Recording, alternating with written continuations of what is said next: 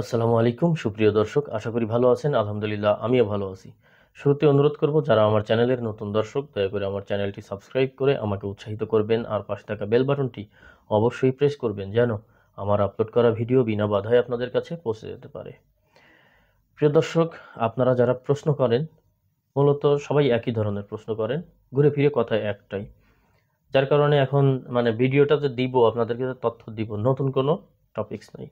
আমি একটু ইউটিউবে ঢুকে ভাবছিলাম অন্যদের ভিডিওগুলো দেখি, বা আমি কিছুক্ষণ খালিজ টাইম বা অন্যান্য নিউজ পেপার ঘাটাঘাটি করলাম কোনো ধরনের নতুন আপডেট আছে কিনা যে আপনাদেরকে দেওয়া যায়। কারণ আপনারা আপডেটের জন্য খুব অপেক্ষায় আছেন, এটা আমি জানি।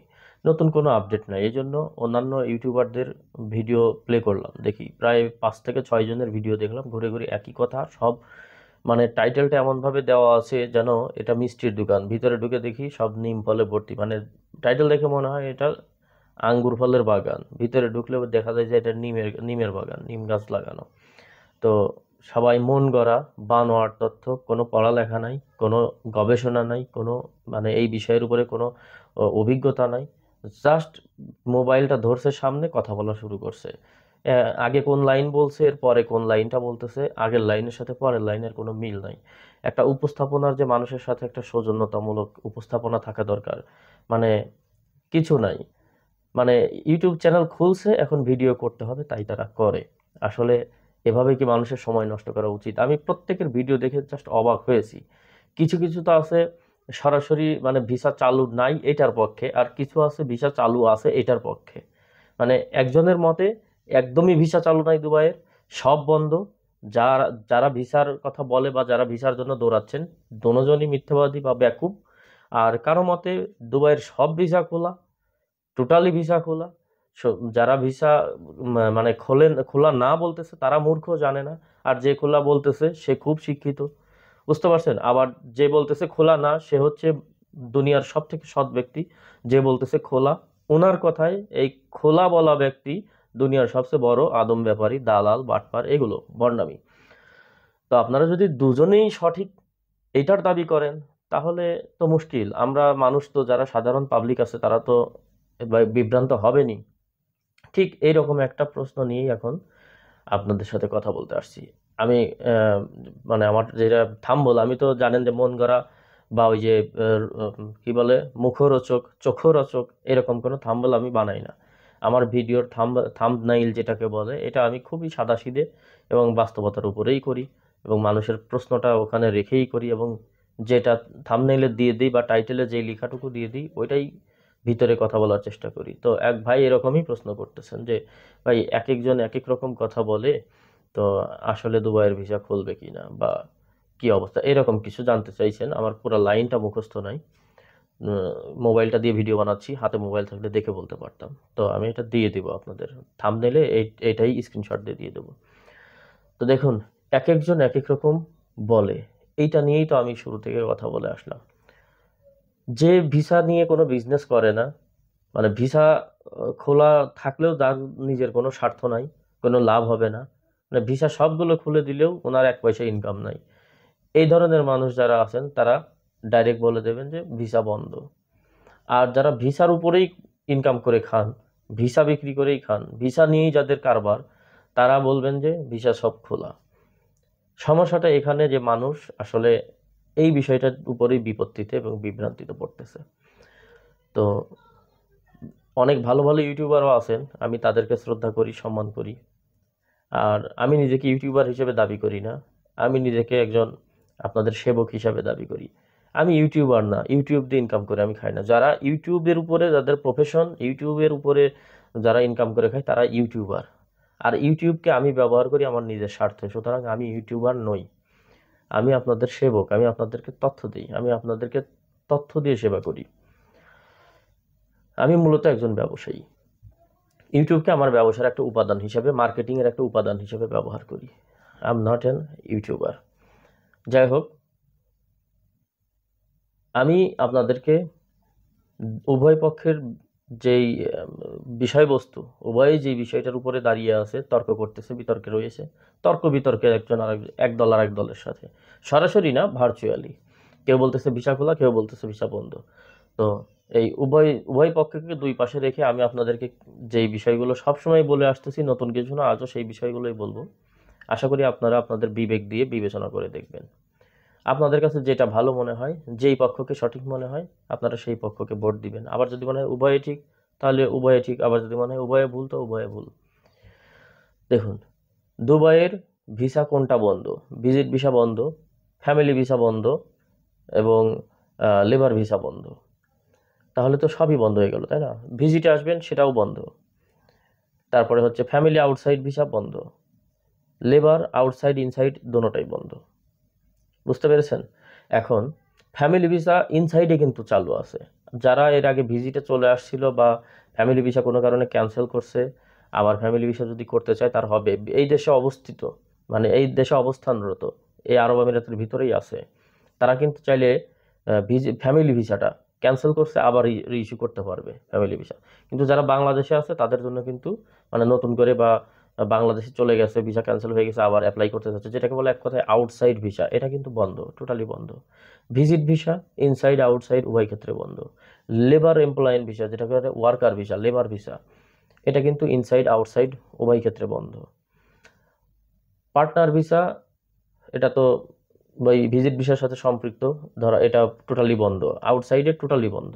ইনসাইডেও ভালো মানের উন্নত অরিজিনালি লাইসেন্স বা অরিজিনাল জেনুইন ব্যবসায়ী না হলে, যে দোকানপাট নিয়েছেন, এলএলসি লাইসেন্স করছেন, সরেজমিনে বিজনেসে ওপেন করতেছেন, এরকম না হলে কিন্তু ইনসাইডেও ইনভেস্টর ভিসা হয় না। অরিজিনাল ব্যবসায়ী সব কিছু দেখাইতে পারলে ইনসাইডে আপনার ইনভেস্টর ভিসা হবে। লামসাম লাইসেন্সে ইনভেস্টর পার্টনার হবে না, এটা কনফার্ম। তাহলে খোলা কোনটা? খোলা high profession visa. High profession visa 100% খোলা, আপনার ইনসাইডেও খোলা, আউটসাইডেও খোলা। অরিজিনাল সার্টিফিকেট থাকা লাগবে ব্যাচেলরের, এবং মার্কশিট থাকা লাগবে। যদি মার্কশিট সার্টিফিকেট অরিজিনাল হয় এবং আপনি রিসেন্টলি এটাকে মোফা করাইছেন, তাহলে আপনি ইনসাইডেও হাই প্রফেশন পাবেন, আউটসাইডেও হাই প্রফেশন পাবেন। কথা ক্লিয়ার? এখন অনেকে বলবেন, ভাই আমার তো অরিজিনাল সার্টিফিকেট, সব কিছু জেনুইন থাকা সত্ত্বেও আমার ভিসা হচ্ছে না, রিজেক্ট হচ্ছে বারবার। অবশ্যই যে লাইসেন্সের মধ্যে আপনি ভিসাটা করছেন, ওই লাইসেন্সের কোথাও না কোথাও কোনো না কোনো ঘাপলা আছে। হয় লাইসেন্সের যারা পার্টনার তাদের মধ্যে ঘাপলা আছে, অথবা লাইসেন্সের মধ্যেই কোনো ঘাপলা আছে, অথবা এই লাইসেন্সটা কোনো মানে ট্যাক্স ওপেন করা নাই, গভর্নমেন্টের যে কর্পোরেট ট্যাক্স ম্যান্ডেটরি করছে এই ট্যাক্সটা ওপেন করে নাই, অথবা গভর্নমেন্ট বুঝে গেছে যে এই লাইসেন্স আদৌ শুধু একটা লাইসেন্স, কোনো ব্যবসা নাই, এই লাইসেন্সের আন্ডারে কোনো বিজনেস নাই, এটা গভর্নমেন্ট বুঝে গেছে। সোজা কথা, কোনো ধরনের ফাও ভিসা, ফাও লাইসেন্স, এগুলো এই দেশের গভর্নমেন্ট আর কন্টিনিউ করতে দিবে না। এগুলো সরাসরি স্পাম হিসাবে এই দেশের গভর্নমেন্ট কাউন্ট করে নিছে, এগুলো আস্তে আস্তে বাতিল করে দিবে। সুতরাং আপনি যে লাইসেন্সের আন্ডারে ভিসাটা অ্যাপ্লাই করতেছেন, অবশ্যই সেই লাইসেন্স সম্পর্কে আপনার ধারণা থাকতে হবে। লাইসেন্সটা শতভাগ জেনুইন থাকতে হবে, এটার কোনো ফাইন থাকা যাবে না, এটার কোনো ব্লক থাকা যাবে না, এগুলো থাকলে আপনার ভিসার জন্য অ্যাপ্লাই হবে না।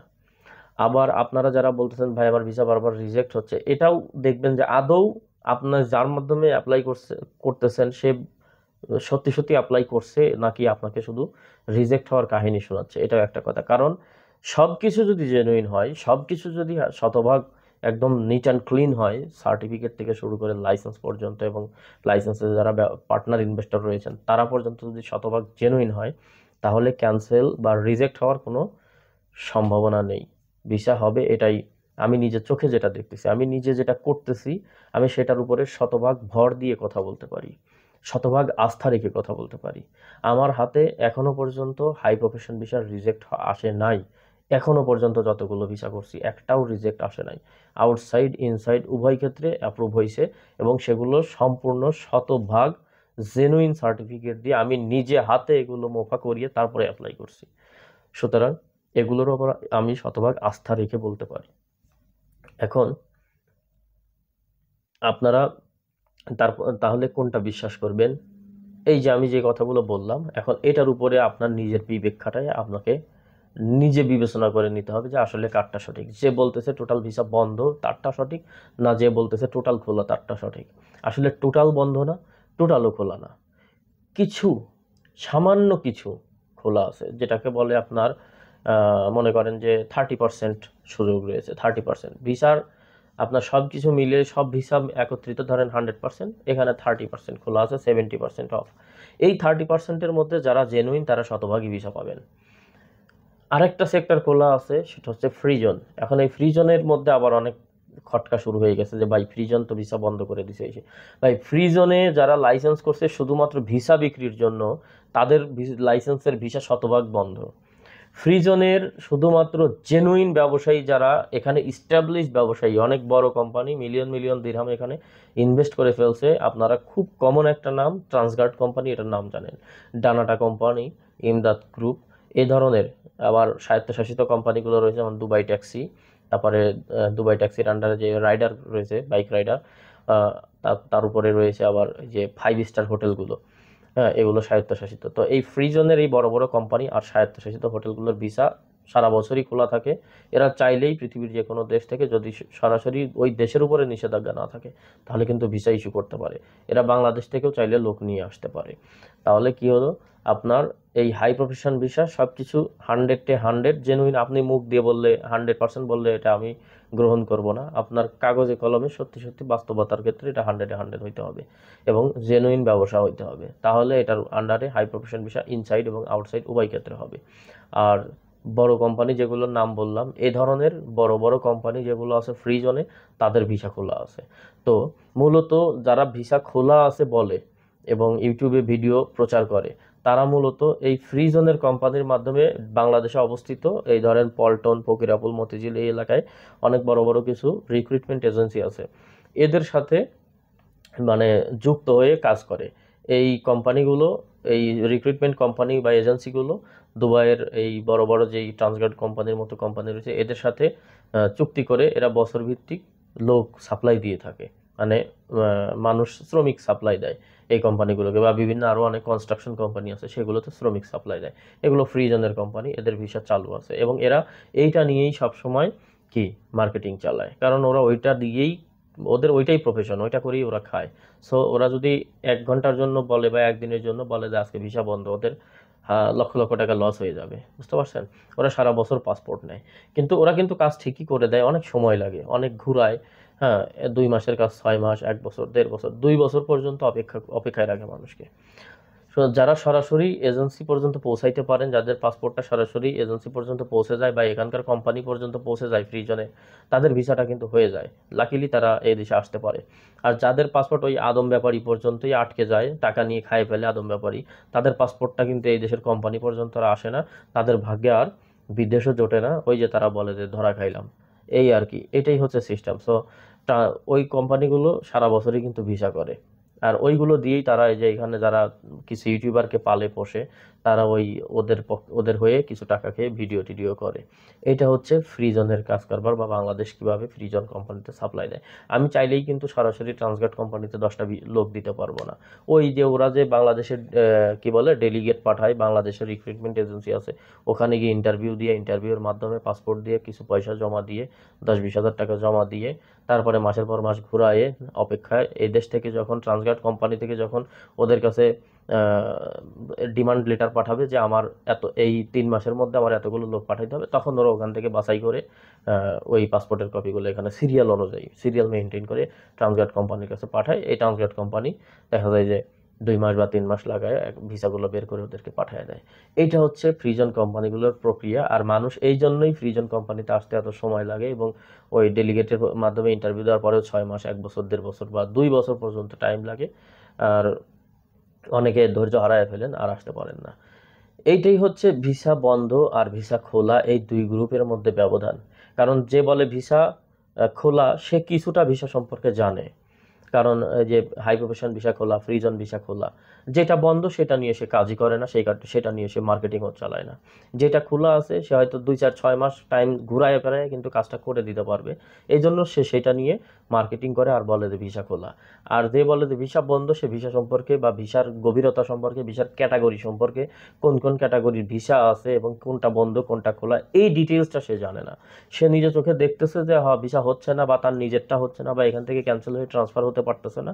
সে নিজে চোখে দেখতেছে যে ভিসা হচ্ছে না, ভিসা নিয়ে এরকম ক্রাইসিস চলতেছে, এবং সে এই জন্যই ডাইরেক্ট আপনার ইউটিউবে এসে ভিডিও করে বলে দেয় যে ভিসা বন্ধ, টোটাল ভিসা বন্ধ। মানুষের পায়ে পর্যন্তও ধরতে দেখলাম যে ভাই পায়ে ধরেই ভিসা বন্ধ, আসবেন না। আসলে সে ভিসার ক্যাটাগরি সম্পর্কে, ভিসার গভীরতা সম্পর্কে ডিটেলসটা সে জানে না, যার কারণে তার মনে হচ্ছে যে ভিসা বন্ধ। যারা বলতেছে যে ভিসা চালু, তারা হয়তো বা বাটপার, তারা হয়তো বা মূর্খ, জানে না, তার কাছে এটা মনে হচ্ছে। ভিসার ক্যাটাগরিটা তার জানা নাই। আর যারা বলতেছে সব ভিসা খোলা, আবার কিছু আছে এর মধ্যে আবার বলতেছে সব ভিসা খোলা, এই বেটাও কিছু জানে না, কারণ সব ভিসা দুবাইতে খোলা নাই। ভিসার যে ক্যাটাগরিগুলো আমি আপনাদেরকে এতক্ষণ ডিটেলসে বললাম, আশা করি আপনারা সেখান থেকে বুঝে গেছেন। হ্যাঁ, যে বলতেছে একেবারে বন্ধ, এরও অভিজ্ঞতা কম। হ্যাঁ, আর যে বলতেছে সবই খোলা, তারও অভিজ্ঞতা কম। কিছু ক্যাটাগরি খোলা, কিছু ক্যাটাগরি বন্ধ। তো আশা করি আপনারা বুঝতে পেরেছেন। তো সবাই ভালো থাকবেন, সুস্থ থাকবেন, সুন্দর থাকবেন। আসসালামু আলাইকুম।